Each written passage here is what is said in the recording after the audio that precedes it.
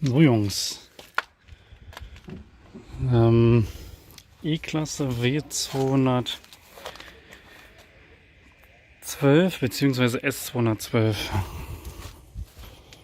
Kombi. Wenn ihr das Geräusch habt, dass die Tür so eklig klappert, so.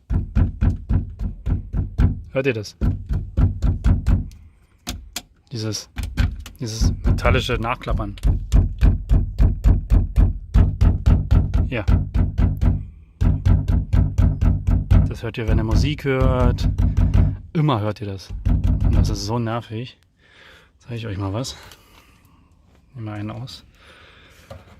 Jetzt mache ich das mal hier zwischen.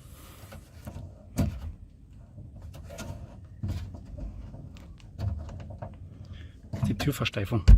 So, Geräusch ist weg. Das hier ist es sozusagen. Also die Türversteifung. Die klappert. Die müsst ihr einfach ein bisschen verstärken. Dann ist das Geräusch weg. Gut, wisst ihr Bescheid.